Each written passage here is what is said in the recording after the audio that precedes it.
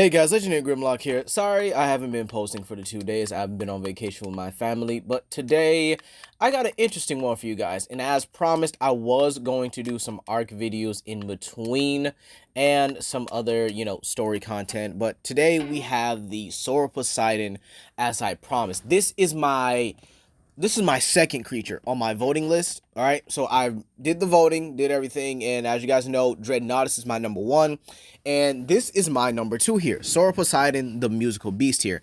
Now we're gonna take a look at this artwork by Shotcal, and hold on a minute, let me see if I can get a closer look for you guys, because this creature looks absolutely amazing, and it definitely fits within the whatchamacallit, definitely fits for the map Extinction.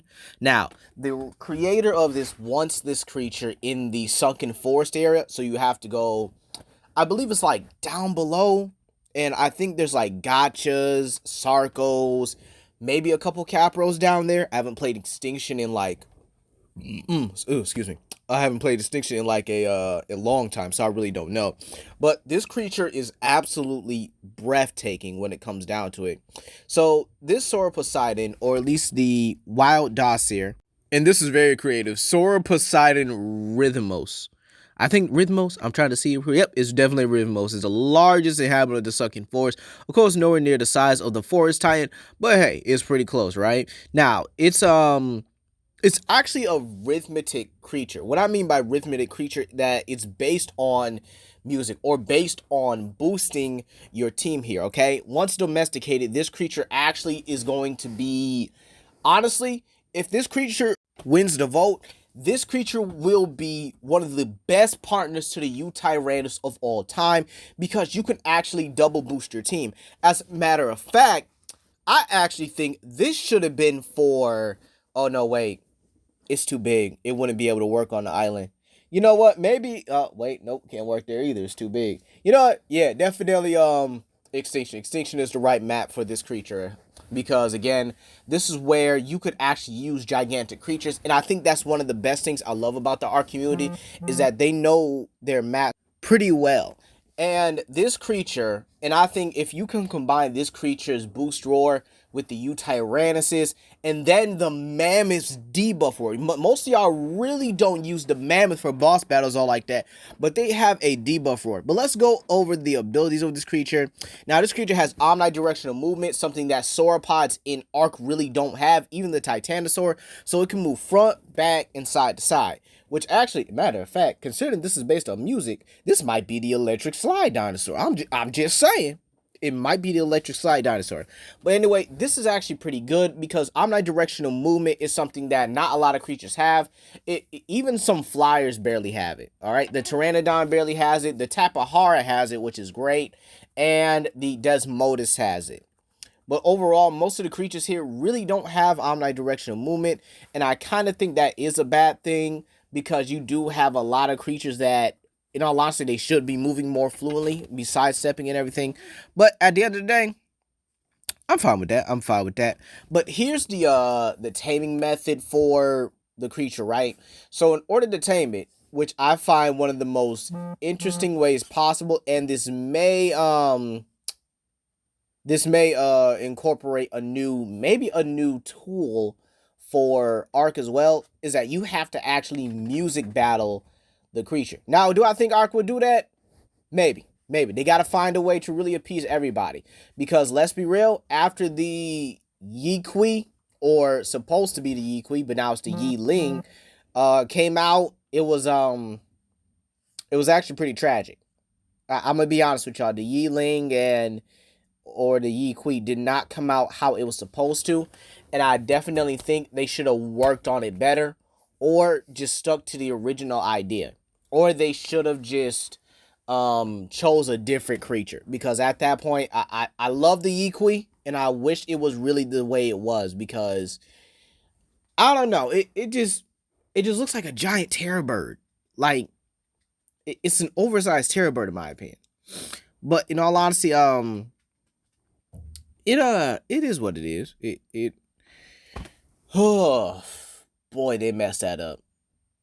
At least the Shastasaurus is good though. But for Solosukis passed, Gigantoraptor passed, and Shastasaurus pass, but I think the Yi Kui is gonna be I'm sorry, but whoever made the Yi Kui, I'm very sorry for what they did, because in all honesty, it might do good, it might not do good. You never know with these kind of votes or these kind of players, you know. But back to the Sauroposeidon here. Attack the beat. You know, I actually do love these GIF versions here. I really do. Just like with the giant hermit crab, I think that was actually pretty good. And I actually hope that makes a return for Genesis Part 2, because I think it would actually work out as a multi-environmental creature. So, attack the beat here, and then you have, moveset 1, which is your leg stump, which obviously is going to be, essential. In all honesty, a lot of sauropods don't have that, especially unless you get the modded version, which I will be happy to play when it comes to the game. You guys are definitely going to see Ark Survival Ascendant gameplay on my channel. Let's see. You have the tail slap. I think I just accidentally skipped that. But you have the neck ram as well. So the Sauroposeidon will be able to use its neck and tail if you vote for this creature, which I think will be great here, because, again, these creatures, these sauropods especially, do not have the versatility that they need. All right, let's be real. They don't have the versatility, and they're one of the most powerful creatures in the dinosaur kingdom, the strongest land creatures in the dinosaur kingdom. They've always had to be able to rear up and stomp with their tail, stomp with their front legs, or use their tails as attacks. And they use their necks when they're fighting each other. All right, so in all honesty, give the Sauroposeidon, give the Sauroposeidon all this. Same with the Dreadnoughtus, give it all that. Now, the taming method is actually pretty cool here. You actually have to music battle it, match its beat, or maybe try to compete it, and it's going to become dizzy, which means it's going to have a dizzy animation, and you have to use that window to shoot your taming equipment. Now, in this one, since it's going to be a high-level tame, I'm going to suggest, trank darts, or maybe shocking trank darts. Do they have Cinderias or those jellyfish creatures on Extinction? Let me know down below. I know they don't have sea creatures, but they might have some. I know there's some way for y'all to harvest whatchamacallit. You guys have to have some way to harvest what am I looking for? Toxic gel, or you guys get what I mean. Some the gel you use to make shocking trank jars. I definitely think that has to be in some form or way of getting it on Extinction. But let me know down below in the comment section. You have your tech saddle, which I think is a great thing, and then you have the rest of this guy's art. Now he has another creature on here, so he's going 2 for 2. He's going for 2 for 2 on here.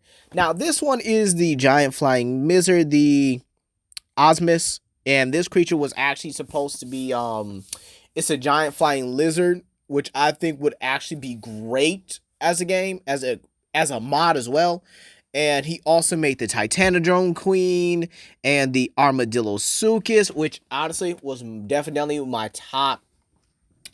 Oof, this dude, oh my gosh, I love this guy. I love this artist because he actually made it for top 2 on my list so many times, though. So many times. He's top tier. Definitely one of the top tier people I would pick to actually have his creatures in the game. This guy, the Armadillosuchus, was so versatile. Like, I would love it if if he's watching this video, I would love for you to bring back the Armadillosuchus for Genesis Part 2, because I think it would actually work. If not, definitely bring it back for maybe the Lost Island.